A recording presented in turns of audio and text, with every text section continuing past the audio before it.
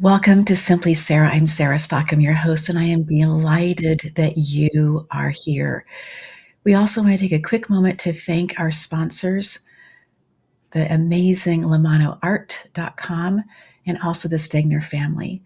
And today in studio, we have the Mental MacGyver, the one and the only Dr. Robyn Lynette. We are delighted that you are here joining us today. Welcome. Thank you for having me, Sarah. I'm so pleased to have this conversation with you. I'm excited about this. Tell us a little bit about your journey to get to where you are today, working as a high performance coach, changing lives with people who are also athletes. But just, it's a story that every time I hear, I just want to lean in a little bit more because it's just such a remarkable, remarkable story. And you are an Yeah. incredible person to have lived all of it. Oh, thank you. So, yeah, I'm happy to tell you kind of my background. And I have to start at the beginning, which is I grew up in a cult. I am the oldest of 8 children, as you'd expect in a cult, big family. And Yes. then when I was 18 years old, I was married off to my first cousin, who was 11 years my senior. So I graduated from high school, got married, and moved 3,000 miles from home in 3 weeks. And when I got to North Carolina, I'm married to a man who's basically a stranger to me. And it Right. took me about 6 months to realize 3 things about him. One, he was very badly in debt. 2, he wasn't very bright. And 3, he had a drug problem. Mm. So, trifecta dad, good job. But those 3 things actually ended up being silver linings for me. Because he was really badly in debt, he needed me to get a job. Married women in my family do not work outside the home. So that was a big deal. And being in the workforce, I mean, I took a job for much less than I should have. I didn't know I should negotiate, like all the things, all the mistakes you can make, I made because I just wasn't business savvy. But I got to start realizing, wait a minute, I'm not as dumb as people have been telling me I am. And because he wasn't super bright, he couldn't maintain the grooming that had been put in place, the kind of the brainwashing that said, you're a woman, you can't make decisions, you need a man to keep you safe in the world, you need a man to put a roof over your head. Like all of that started to crumble. But the last thing my father had said to me before I got married, right before we walked down the aisle, he said, you are no longer welcome in my home as a single woman. So I stayed partly because I'm very resilient, but also because I crossed from resilient into stubborn, right? I made a commitment. I'm going to make this work. Yes. 8.5 years later, he threw me out. He told my dad it was because I was lazy. My dad called and gave me the riot act and told me if I had been appropriately submissive, I would have been able to make it work. He told me that I was not welcome home and that I better not take his name back because I was bringing shame on the family. Wow. But fortunately for me, my best friend, who I had met at work, had a spare bedroom and she let me move in with her. And then I had to start the process of figuring out who am I Mm. as an adult woman without a man kind of running my life. And I realized at that point, I was 26 years old. I'd never made a decision by myself in my life. Mm. First, my father told me what to do, and then my husband told me what to do. So I had to figure that out. I started playing some pickup volleyball, which eventually, turned into playing some Yes. competitive beach volleyball, which was amazing. Yes. But several years after he initially threw me out, my ex came back. He wanted to try again. I love you. I made a mistake. And I was like, hold on. The last thing you said to me was, I don't love you. I don't want to be married to you. And I don't want you living in my house. Never mind that that house was a slab of concrete, plywood walls, and a tin roof. I had to cut the grass in the bedroom because it would grow up under the walls. I was living literally on a catfish farm. Literally. And he says to me, well, let me tell you what actually happened. I am all ears. Please, by all means, tell me what actually happened. So he starts talking about people whose names I know, people I remember. Sure. And he says to me, did you know that they were part of a cocaine ring? And I'm like, well, yeah, we were at parties where there was cocaine on the table all the time. Like, I can't tell you how many times I've been at parties where there were lines of cocaine on the table. I never partook. That was never my thing, but it was there for the taking. So I'm like, yes, I knew that. And then he said, did you know that that ring was part of the cartel? Mm. No. No, I did not know that part. No. So it turned out what actually happened was the cartel realized he had good credit. Thank you, Robyn, for fixing my credit. Yes. Appreciate that. The cartel realized he had good credit and wanted to steal his identity, which they did do. He almost ended up in federal prison because of it. But they realized that I did our family finances and that I was going to be a problem in this whole scheme. You don't want to be a problem for the cartel, incidentally. It's not a good place to be. But they decided, rather than getting me or rid of me the way a cartel can, they convinced my then husband that I was holding him back and he could do better than me. And that is why he threw me out. So if and when I write that book, it's going to be called I'd Like to Thank the Cartel for Getting Me Out of the Cult. Yes. Write the book. So that was the early part of my life. Then I mentioned I played competitive beach volleyball. Now, I'm not going to kid you and say, oh, I made a living playing volleyball. No. Did I win some money? Yes. Did I have a real job? Absolutely. I worked in banking and then in technology. Fast forward several years, I make my own mistake. I married a narcissistic, closeted bisexual. 0 out of 5 stars. I do not recommend. He moved me from Charlotte up to Long Island and then promptly took a job in London, England, leaving me on Long Island to maintain his tax status. Now, I'm just a pretty girl with a high school diploma. In Charlotte, I had a network. I get headhunted for jobs. On Long Island, I can't even get an interview. No one will talk to me. And so my then husband says, we don't need your silly money anyway. Why don't you just go to college? His one caveat was that I had to be available to fly to Europe to host wine tastings and dinner parties and be executive arm candy wife, basically. Which, hey, I looked good in a cocktail dress. I can keep track of who's drinking red and who's drinking white wine. I can do that. Yes. And so while he lived in Europe and I was going back and forth doing that, I got 3 degrees in 6 years, an undergrad, a master's, and a doctorate in 6 years. My undergrad is in clinical psychology, and then my master's and doctorate are in business psychology with a concentration in high performance and sport. Shortly after I finished my doctoral degree, he moved back to the US, and it became very clear very quickly that our marriage was not tenable with us living on the same continent. Like the energy in the house felt black when he was in it. It was just miserable. So that divorce was as ugly as you could imagine. I mean, horrifically ugly. But I got out of it with a tiny bit of money that I'd come into the marriage with, rights to my dissertation, which he did try to take because he claimed he paid for it. And I'm like, no, we paid for it out of the money on my house. You did not pay for it. And rights to my business, which was literally a piece of paper that said I owned an LLC. I paid him $5,000 for that piece of paper. Wow. And once again, I was in a position where, okay, what do I do? What does my life look like? And the last thing he said to me, men say the strangest things to me as the last words as they're parting. He says to me, you're never going to make it without me. You're going to live under a bridge in a box. And at that point, I had to figure it out. What am I doing? What does this look like? Do I get a job? Do I start a business? And I ended up doing some corporate training, some public speaking, some executive coaching. I turned my dissertation into my first book.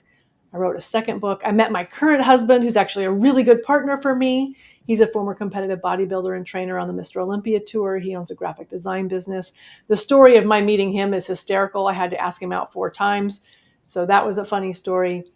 But I was making ends meet. It was working. Yes. And then COVID happened and my whole business in 4 weeks disappeared. And at that point, I got to decide, okay, what about this do I really love and do I want to resurrect? And what part of it do I want to let go? And I realized I love the speaking. Like speaking is great.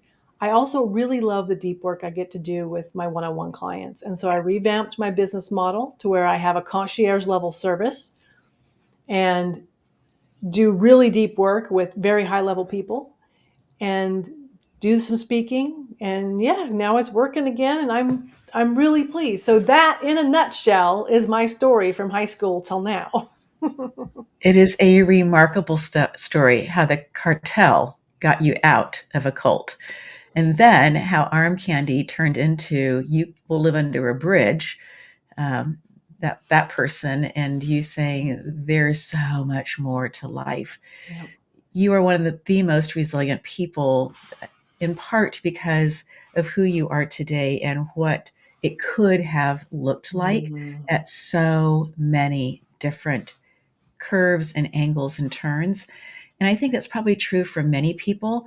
It's just not wrapped up in a story that has so many different characters that you could really, it could be a movie, right? All of the different Mm-hmm. parts are there. And so I really appreciate how you have chosen not just to take another breath and take another step forward, but at each of these places, there has been something in you that has said, there is so much more. Even at the shutdown for COVID, you looked around after 4 weeks and went, wow, it's all gone. How are we going to revamp this? What do I love that I do? And what is it that I can easily let go?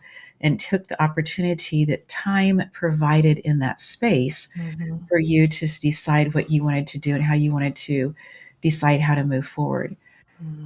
What advice do you give to people, or would you give to somebody who is in one of those spaces of life doesn't look like they thought it was going to, and they have been told really, really diminishing things, and Mm-hmm. yet they know that they were made for so much more? What would you say, Dr. Robyn? I guess the thing I want people to notice is that with my story, it's a story now, and I can tell it now because I know kind of where it is so far. Mhm. But when I was married the first time and got divorced, and when I was married the second time and got divorced, I didn't know. I just had to keep putting one foot in front of the other. I had to keep trying things. And it was not this neat little package story that you're getting now. It was messy, and I was lost, and I was crying. And so the thing I would encourage you is don't feel like just because other people have it together and well, their life worked out, Mm. you're just not there yet. Just keep going. And there are several books that I like to recommend Yes. about that. But the easiest one to read is called Fooled by Randomness. And Mm. it talks about how when we look at other people's story, we see the end point and you can understand the path. But if you're not at the end, you don't know the path. So don't give up just because you happen to be in the middle. Just because somebody got from New York to London by taking a ferry and then a boat, and then maybe they caught a tanker and there was a Navy ship or whatever, you might have to swim part of the way. Right. Like that might, your story, the boats might not catch there for you. So be willing to swim if that's what it takes. Mm. And when we swim, we don't necessarily touch the bottom, and that can feel very ungrounding. Mm-hmm. And it can feel like, who am I becoming Mm-hmm. in this space as all of this stuff begins to slide off? And some of it slides off easily, and some of it's uh, difficult. And Um, you don't know how long you're going to have to swim. that's really true. Like if I said to you, Sarah, you're going to have to swim for the next year, you'd be like, all right, I'll figure it out. I'll make it work. Right. But you have no idea. Is it going to be 6 months? Is it going to be a Right. year? Is it going to be 18 months? That's the hard part, the not knowing. Yes. And still being true to yourself in that space, because each time that we have these experiences, I believe that it gives us an opportunity for the version of who we want to become to show up in a slightly more polished way. Mm-hmm. And that then also, at the same time, there can be very, very loud outside voices that are just telling us, just take the job, just do something in this moment. And that's their anxiety. That's Mm-hmm. where they are in that space. And again, coming back to who am I and what am I here to do? And I just turned 60, and I still tell people that I'm trying to figure out what I want to be when I grow up. I have some of the pieces in place. I know that I'm a teacher. I know that there are things about that I really enjoy. But there is still this unfolding that is continuing to happen, even with the television show. And Mm-hmm. I love that. Mm-hmm. And I can lean into that. But part of that's because I have perspective of having had really hard things happen at different points in my life. Mm-hmm. And that gives me a different sense of resilience, a different sense of knowing who I am, even in the spots that feel uh, pretty dark. And even when I get to confront really dark energy, like I did not too long ago. Mm-hmm. And that for me was a space of getting to say, I see the dark energy for what it is, and I know there's so much more for me to do. Mm, How do I get to move forward in this space? And the interesting thing for me, Dr. Robyn, is that in the relocation, I really hadn't cried much. There have mm, been plenty of places that I could have easily cried, but I just felt like it was a buck up and keep going space, mm, right? There's mm, so many pieces that were moving. And even though it was something that we had looked forward to, it was still something that had a lot of moving parts to it that were not congruent, it mm, felt like at times. And my facing that dark energy and seeing it for what it was, I woke up the next morning and I was able to cry. For mm, me, all tears carry toxin, and how lovely it was to be able just to release all those toxins mm, and to say, yes, I have seen it. I know that that exists. That's not where I live. That's not where I'm planting my feet. I get to move forward. You touched on something else that's really important, and I'd like to circle back to it. You Yes. said other people, like what they're saying, what they're telling you to do. And we have to be so careful about who we surround ourselves with. Mm, Because if people are giving us advice to do things that'll make them feel safe, it's not right for us. right. I have a sister who loves me dearly, and she has told me for much of the past 16 years, anytime I would come to her with a struggle with my business, Robyn, just get a job. Just get a job. Right. And I'm like, that's not me. I mean, I'm allowed to struggle in my business and still want to have a business. Like, Yes. and it wasn't because she didn't love me, it's because she felt like I wasn't safe. Right. So we have to be careful. Like I say in my TEDx talk, when you learn there's no water in a well, stop going there looking for a drink. Yes. Uh, I want to have a deeper conversation about the TEDx talk. We're going to take a quick break here for our sponsors. We'll be right back.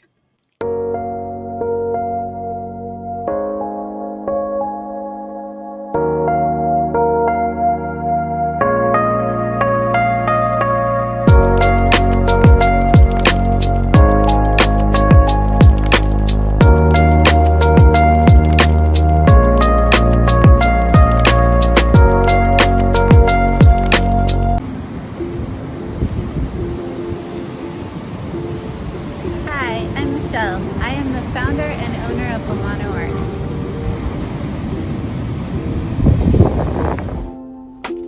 I began this business over 20 years ago. I specialize in paintings of all kinds. I make murals, portraits, and live paintings. My specialty is color and also telling a story. Some of the work that Lamano Art does are calligraphy pieces, wedding invitations, sign work, and sculptures like fairy doors. I'm open to working with anyone on any idea. Please feel free to contact me at your convenience, and I look so forward to talking to you. Thank you.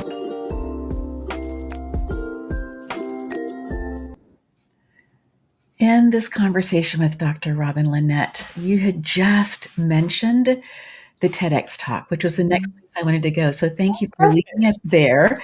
Tell me how that all transpired. So I was working with a client who on something completely different, and she came up to me and she said, "Robyn, you teach people to speak, right?" And I said, "Yes, I can do that." And she says, "Can you help me give a TEDx talk?" And I was like, "I don't know. Let me look into that." So I did some research and read some books and kind of figured out what does it take to create a TEDx talk. And I went back to her and I'm like, "Yeah, I think we can do that together." And so together we wrote and created, I actually ended up creating a whole process for it: discover, design, develop, deliver, for TEDx talks. And so I did that for her. And then, a couple other people, "Oh, you did hers. Can you help me write mine?" And then because of that, I got to know a TEDx organizer, and he said to me, "Hey, Robyn, you should submit to do a TEDx talk." I was like, "Okay, if an organizer asks you, certainly you're a shoe in, I'll do that." So I sent a submission in and he rejected it. Hmm. And I went to him and I'm like, "What? Like, you, what?" And he said, "I don't want something based on your intellectual knowledge in your business. That's brilliant. Everybody knows that's brilliant and you're amazing. I want to hear some of your story." Hmm. So then I had to kind of sit back and be like, "All right, what parts of my story am I ready to actually share?" And I wasn't like, now I'm pretty comfortable telling my story. I've gotten good at it. I have a flow to it. But at that time, it was like, this is going to disrupt my family. Like, there are people in my family who are going to be unhappy with me telling this story. Yes. And I talked to some friends of mine who write books, and one of them said to me, if people wanted to look better in your book, they should have been nicer to you. And Mm, that kind of is a little bit of a joke, but it's not wrong. right. And so I kind of sat down and revamped my idea of what I wanted to do in my TEDx talk. And Mm, I resubmitted it and he accepted it. And kind of then that was that. And I got to give it, 6 minutes is not a very long time to tell a story. yeah. And it was during the rehearsal, there were people walking behind me and talking, and I left out like the most crucial part, the water in the well part at the end. I left it out of the rehearsal, and I was like, oh, this is a mess. But we pulled it together, and it is still to this day one thing that I am very proud of having done. Mm. The person you became in the process of doing. There's a couple of things, I guess, when you say that I think about. I think about not being ashamed of the person I was, Mm, because I had to be that person to grow into this person, right. and not being so attached to the person I am to not be willing to grow into whoever I get to be next. Yes. We're just going to sit with that for a moment because that is so profound. Mm.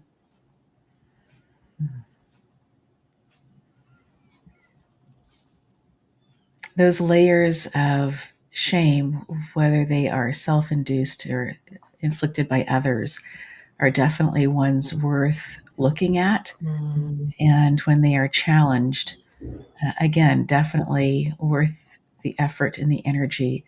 I remember the first time that I shared publicly that I had been married in my early 20s and that had ended in divorce. And that part of the story is like, yeah, so what, but for me, the other part of it that was so hard to share was that he had had an affair with the cousin to the number one drug running organization into Southern California at the time. I had never done drugs. I never have. It's just not been something that's called my name. Mm-hmm. But when the first time I put those words together, I thought, and I began to say them, I just felt like I was blushing and embarrassed. Like, who was I, right? Who was I to be in that position to the way that I discovered and all of those things and the protection that happened, all of the different pieces that happened as a result of that. Who was I to be in that position? First of all, embarrassed about it. And then with perspective to go, oh my gosh, I was so incredibly protected Mm-hmm. through different events that happened as other people began to find out at that particular time. And I didn't realize how much danger I was in, Same. right? Until later on. And I had somebody recently challenge me on something of, don't you remember when you did this X thing? I needed to stop. There were two cars that were traveling and we were going in tandem and I needed gas. And so I stopped off to get gas. And apparently there was quite a bit of dark energy activity going on at that particular gas station. Gas. It was, Yeah. and somebody who was part of that group that was traveling, again, brought this up, didn't you see that? Weren't you aware? No, my focus was on the fact that I was almost on empty, didn't know when the next gas station was going to be. And it was an easy place to get gas. It was right off the freeway. Right. So, again, that space of not seeing necessarily all that's going on around, and yet so deeply, incredibly protected, and so grateful for that. Mm-hmm. Wow. What I realize now, and maybe you see this too, is that when I tell my story, people are either genuine and open and accepting and are like you, oh my goodness, that's just amazing. I can't believe it. Or rarely, they're very judgmental. Right. And when I notice that someone's being judgmental, I used to make that about me. Like, oh, I was bad, I was wrong, whatever. Now I realize that's not about me. It's about them. It's about the story they tell and the way they're perceiving themselves in relation to my story. And therefore, I don't have to own it. Right. Allowing other people to have their own human experience. Mm-hmm. It is something that the rest of my life I will continue to work on. And not making it about me. Right. Not about me.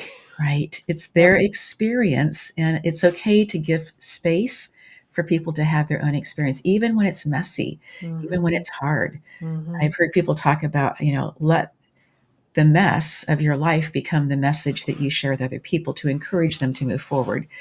And but it can be pretty messy in those spaces, to allow people this space to not have the blinders on, or the rudders, or the whatever it is that you want to call it, of, only step into this box and then you'll be safe. Or you'll And be in jail. oh, yes. Boxes are jails. Yes, that's very true. Yes. And that can be in the metaphoric jail that we put ourselves into, or a literal one. But I think that so many people are in the metaphorical. I can't do that. I can't allow myself to do that. I can't give myself that permission to live my best free life, because somebody else. Story. Right. So many people don't tell their story because other people will be upset. Right. There are people who are upset because I tell my story. Yes. And they get to create and craft their own story. And that's what I tell them. If you have a different memory of what happened, feel welcome to share that. Yes. Yes. I share mine. Is not the only voice, right? And my mom is almost 90, and sometimes she'll start sharing old stories. And so I love to pick up my phone to ask her questions and stuff. And it's always her story from her memory. Some of these things we've both lived where I remember, right? And sometimes I want to say, I don't know. It's her story. That's the beauty of it. She's sharing it from her memory and from her emotions. And again, gifting that and then recording it to be able to share with the family. And if they have a different perspective, you can go ahead and record your perspective if you want. Right. Right. All of them can live in this bouquet of flowers of the memory. Yeah. Tell me a little bit about the volleyball. How did you, coming from a cult, what I know about cults is they aren't necessarily towards women very free. Yes, you can work and you can labor in the fields. You can have a strong body. But in terms of organized sports, that hasn't been what I've been able to see in what I have seen about cults. Well, I was very fortunate in that aspect, in that my father was a high school teacher. And he taught at a private school when I was very little. And then he left that and he tried to start a landscaping business, and that didn't do well. And we were very, very poor for a very long time. And then he decided that he was called by God to go teach at a public school where he could be a light unto the heathens. Yes. And so he taught at a public high school. And so I went to grade school at a private school, a very private Christian school. And then I went to junior high at a co-op where the parents taught. So I was one of two in my graduating 8th grade class. But then for high school, I got to go to the public high school where my father taught. Now, there were very strict rules. If I wasn't in class, I had to be in my father's classroom. I was not allowed to date. Like my dad would say, if a boy wants to ask you out, you can't say yes or no. You have to tell him to talk to me. And I used to say he would give them a God speech and then tell them no. I used to tell guys, don't even bother. He'll just give you a God speech and tell you no. So because I got to go to the public high school, I got to participate in track. Now, my dad was often there. I was often the only girl on the track team. I had to be there with the coach. Like there were really strict rules, but I got to participate in a sport. I got to run track. And so when I got married at 18, I was athletic. I mean, from the time I was 12, I could carry a 50-pound bag of feed up the hill to the barn. Yeah. So I was strong and I was athletic. And then that all went away when I moved to Charlotte. I had no friends. I had no connections. I had no anything. But fortunately, again, the church that my father chose that we had to attend, the pastor that was there had two, I think they were twin daughters who played volleyball, and their team practiced in the gym at the church. And I was closer to their age than I was any of the adults. And so I started going to their volleyball practice just for something to do. And I met their coach, and she was like, "Hey, I've got this pickup game that we play. You've got some pretty decent skills. Why don't you just come out?" And so I just started playing pickup with her, and it all kind of snowballed unto itself. And I met other people who played, and eventually, after I got separated and divorced, I met my volleyball partner who I competed with regularly. What a beautiful twist and turn, right? Of just wanting to get out of the house, wanting to go do something that would be acceptable in everybody's eyes, and yet to give you an outlet. And moving our body is something that we really can do to, I think, work through emotions or allow things to process differently. And so, what a beautiful thing! And then to find someone else to be your partner, right? To compete, and now you have somebody that you are sharing more time with, and getting to go places with, and having other experiences with. Yeah. He was a really good guy. He and I had a really good life as friends and as volleyball partners for several years. So, why did you choose then to go into psychology when you finally get the chance to get 3 degrees in 6 years? You know, your BA's in psychology, your doctorates in business psychology. What drew you to that field? When I played competitive volleyball, there were days I could get on the court and I could do no wrong. Like I could play the game. I was always in the right place. I would read the ball correctly. Like I was on. And then there were days that my volleyball partner would hold the ball out at me and say, Robyn, this is a volleyball. Have you ever played this game before? Right. Because I couldn't get my act together. And so when I had the opportunity to go to college, I wanted to understand human potential and how it is that sometimes we can do something we're good at and it just works. And other times you're just as good at it. I still have those skills, but where did they go? And Yes. so I really wanted to understand how we perform under pressure, what flow looks like, how do we succeed, how do we stay at the top, how do we get there, all of those kind of things. And when I looked into it, like I wanted to start with sports psychology, and basically the undergrad was like, no, you get to start with clinical psychology. So that's where I got my BS, was in clinical psych. I did get to study motivational interviewing. I worked in a motivational interviewing lab as an undergrad.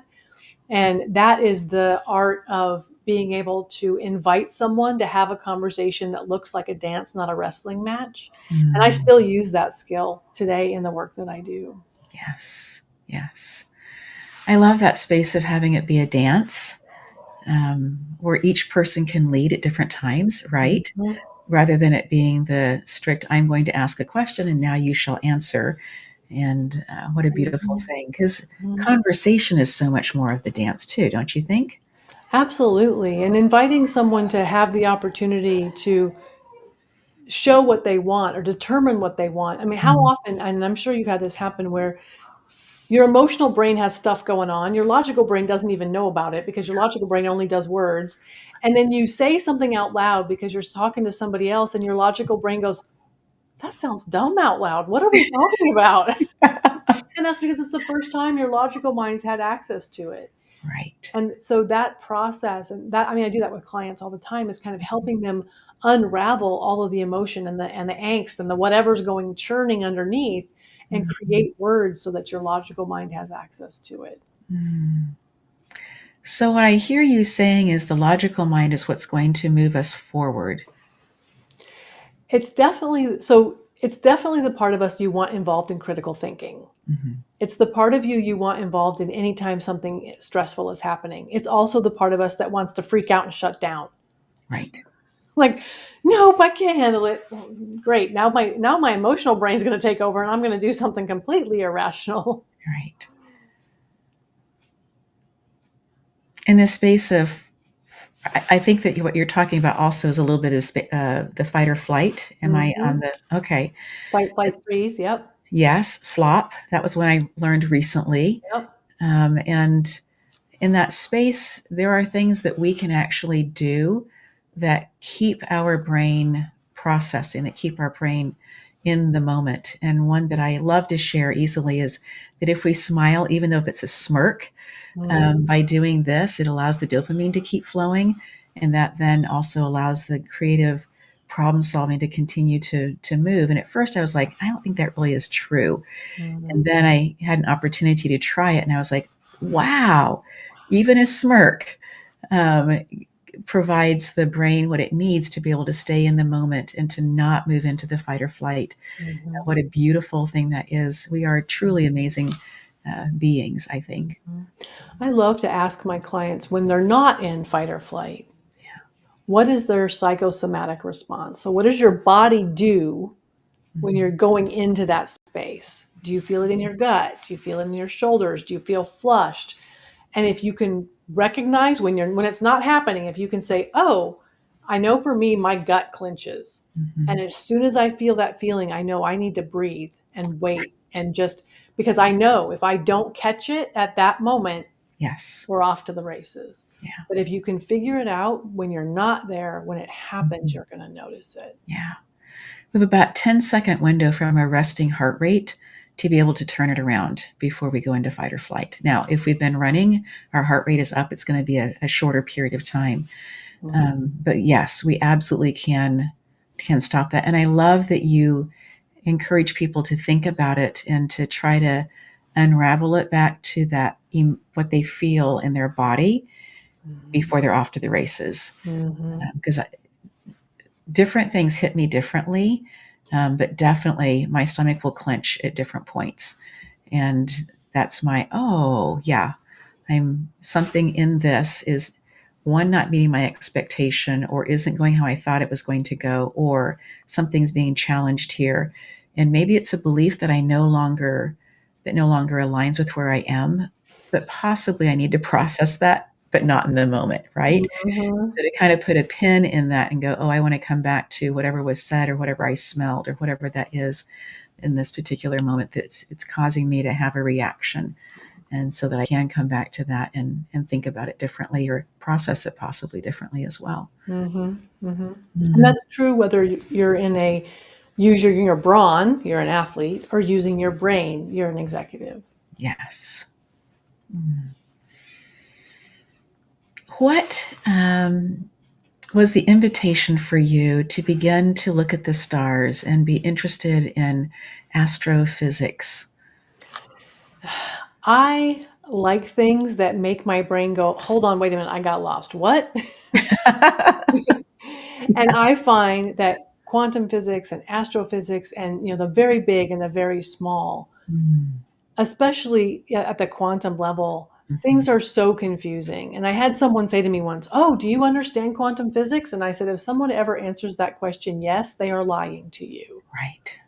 And so for me, it was all about just looking for things that allowed me to be intellectually curious in a way where there wasn't a right answer that I could just learn. Like math, you do the thing, you get the number. Right.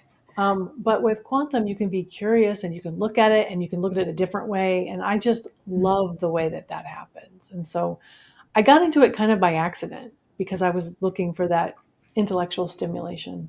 I get intellectually lonely very easily, so I go on missions to find things to stimulate my brain.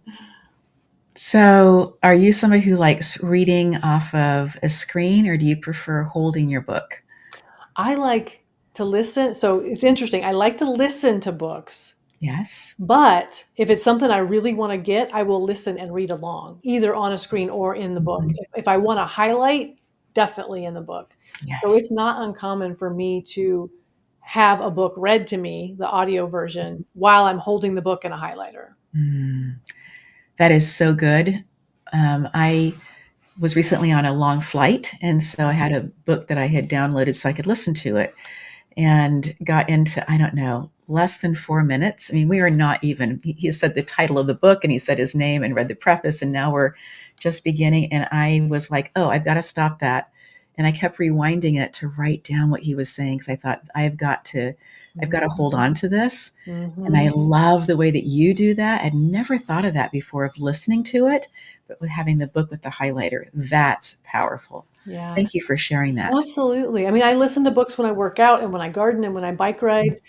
And sometimes I will listen to them in those situations and then go back and listen to them again with the book in my hand, because I feel like it's that important. Yeah.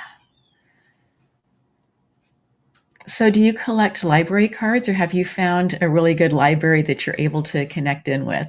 So I have the Delaware Library. I live in Delaware. The Delaware Library is really good. And if they don't have a book, I can usually go to the information desk and be like, can you find this? And they will bring it in from other parts of the country. It's beautiful. So to do that. But there are also places online like openlibrary.org. There is a place you can get books, and the Hoopla and Libby, and there's so many opportunities. Plus, there's this book summary options like Blinkist. There's a free summary app too.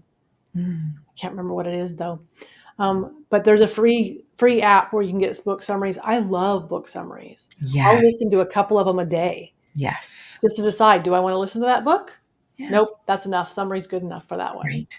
Yeah. I was on a call earlier today with the other Arion TV hosts. We get together every other week for 30 minutes, and we're really good about starting on time and finishing on time.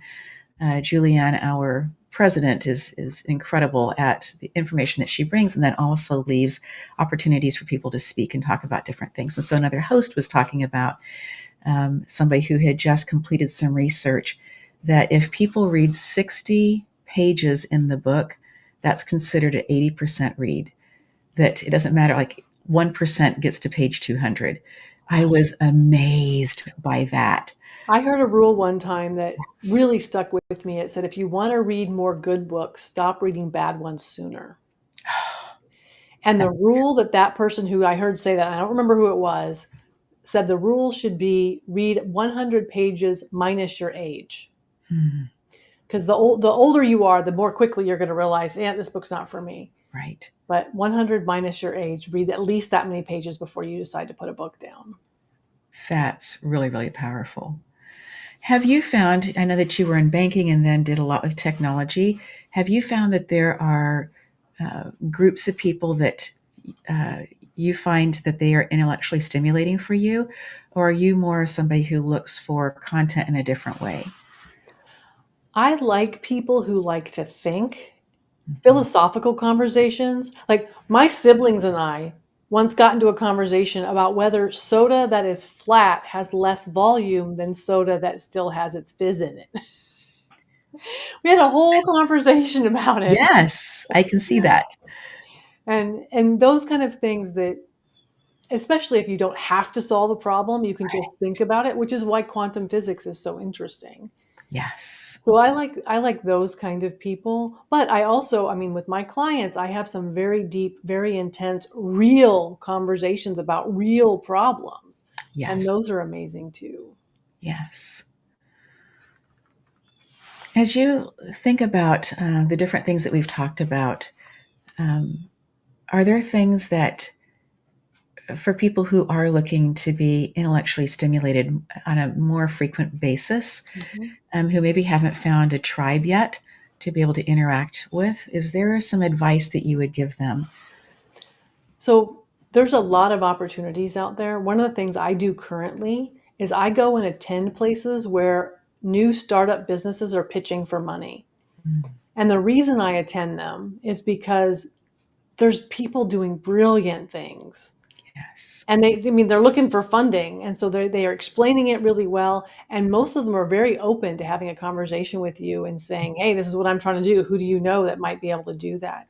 So find places where people who are doing new and interesting things are sharing those ideas, whether it's entrepreneurial, like there's one by the school here, the Horn Group, or I can't remember what it's called, Horn something at the University of Delaware. And they have student entrepreneurs who are coming and pitching, and it's a competition. And I've been a judge there. Look for things where people are explaining interesting things, because you're going to find something that you can, and people that you can attach to that way. That is beautiful, beautiful advice. I have almost always lived in a college town, and the number of things that colleges offer, just freebies, right, have been so interesting. And then the easy access of that. And some of the places have beautiful architecture. And so just being close to those buildings, even on a day when they aren't, having something going on the inside, can just be such a beautiful experience of it's mind opening in and of itself. You know what else I like though? Yes. Hiking in the woods, touching the trees, listening to the silence, learning to recognize the different bird calls, things that are completely on the opposite end of intellectual stimulation, I think are important too. I try to get out into the woods twice a week. I find the smell of the woods, no matter the season, to be something that draws me back in. It's just Mhm. so incredible. Mhm. There's a little river that runs through the woods where I hike, and I love to go down to it and just put my fingers in it. We were recently in Sedona, Arizona, and on a hike, and had planned to climb Cathedral Rock, Mm. and got about half of the way up and realized that we didn't have the skill set that particular day to do it in the way that we wanted to do it. Mm. And so we came back down. Mike had pulled out a app that was all about all the different trails and stuff. We look at what the National Park Service has up for us. We think that we've got it. I take pictures now. I did for this particular day as well, just so that I have it on my phone in case we get to a place like we did where there's no cell service and Mhm. next maps are not very clear about where you are. And just enjoyed about an 8-mile walk on that particular day. The one thing that we had not done on this particular trip to Sedona was to be by the river. Mhm. And lo and behold, on this hike, we end up next to the river. And I say to Mike, I have to go put my hands in. Mhm. The river was full, it was flowing, it was so beautiful and sound. I took some video of it just because of how uh, incredible the sound was of it. Mm. But yes, to be fully engaged with as many senses as possible with what's taking place that is natural, that is happening, was such a beautiful surprise on the journey and loved it. Have you ever looked up the native water song that women sing? If you look up the water song on YouTube, it'll come up. And it's just a beautiful kind of native, I think it's from Canada, the native people of Canada. Mhm. And they encourage all women of all races to sing it. And so if you like flowing water, I would encourage you to go Google or go on YouTube and look for the water song. I will do that. When I was growing up in the Democratic Republic of Congo, we would go down to this stream. It was the place that we played every afternoon. There were Mm. always adults with us, and there was a section that was just for the females, and then far, far away was another section of the stream river that was for the males. And so we would get into the water, and then we would cup our hands, and we would play drums with the water. And we would do that nearly every time that we were there. And there was a song that went along with that. How So I'm beautiful. interested to hear this song to see if there's any of the rhythmic similarities Mm. or the melodic similarities between them. Please let me know. I will. Oh, that's so incredible. The water song. I will go looking for that. So speaking of water, do you choose to vacation when possible next to water? It's interesting that my husband and I do not vacation as much as you might think because of the time freedom we have. We Yes. spend a lot of time, like on Monday, I went to the flower show because I can just schedule my life. And so a good friend and I spent all day Monday at a flower show. My husband and I hike a couple of times a week. Like I said, sometimes 3 times a week. I bike ride. So my life is not a life I need to get away from. Right. And because I travel for work and I do speak and I go to events, I'm out and on airplanes in that way that I feel like if I'm going to take time off, I don't want to be out and away on airplanes. I want to be here and hike the trails I know. Yes. Yes. But I do love the water, especially, I mean, having played beach volleyball, at Mhm. some level, you have to love the water. Yes. Did you find after that your skin felt very different after being years on the sand and just having that natural exfoliant happening all the time, that there was a difference for you? Well, my feet are definitely not as hard as they once were. I Yes. remember when I was playing competitively, I went in to get my toenails painted, and the woman was like, "What are you doing to your feet?" Like, "Oh, right, I'm a volleyball player. That's why my feet are like that." Yes. Um, but yeah, I mean, it's different in that how my body is now is very different. I mean, I was a competitive athlete, Right. and as I've gotten to a point where my body won't do that anymore, Mhm. I've realized I used sports and athleticism as a stress reliever. Yes. And at some point, I realized my body cannot take the level of abuse my brain needs. And that made me have to start really figuring out, okay, we're going to have to work through these demons a little bit differently than that, because we cannot abuse our bodies this badly, because I'm going to get injured. I'm not, 25 anymore. What were some of the tools that you used to do that self-inquiry? Well, obviously therapy, talking to people who knew, and that was hard for me. It's hard for me to find a therapist that I can work with because of my background, because of who I am, because I am pretty intelligent. And sometimes therapists are like, yeah, no, too much, cannot. And that was hard. So therapy was definitely among them, but also I journal. And if I don't know what to write in my journal, I just write about the day. I did this, I did that, and I had this conversation. And today I got to be on Sarah's podcast. Just writing I found to be really good. I like guided meditation, whether it's forgiveness meditation or healing meditation or just whatever.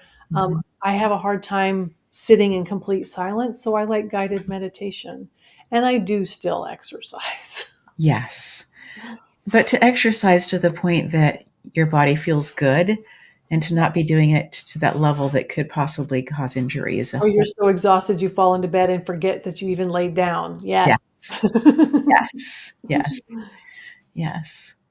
I want to thank you so much for introducing me to Leon Kolowski, because you talked about guided meditations. I've had a chance to have several different conversations with him. He's And an interesting human, isn't he? he is, and he's going to be a guest on the show soon. Oh, I'm And so excited for I you. am too, but he shared some guided meditations, and I was amazed at how quickly I went deep with them, and just so delicious. And to notice the differences afterwards as well. Brilliant. Yeah. So absolutely a lovely, lovely connection. So thank you for that. No, you're welcome. I'm so pleased. Well, as we're wrapping up this conversation, friend, are there things that you would like to reiterate for people to walk away with and just hold on to? Yes, there were a couple of points. You touched on them when we said them. I want to say them again. Yes. Do not feel shame for the person you used to be, because you had to be that person to become the person you are today. Do not hold so tightly to the person you are today that you forget to grow into the person you're supposed to be tomorrow. When you learn there's no water in a well, stop going there looking for a drink. If someone doesn't have water to give you, don't ask them for it. Right. It's only going to frustrate everybody involved. Yes. And finally, enjoy the ride. Someone one time said to me, Robyn, you are selfish. And I had to repeat something that I heard someone else say. I did not make this up. And I said, who do you think should be the center of the one and only life I get to have on this planet? Yes.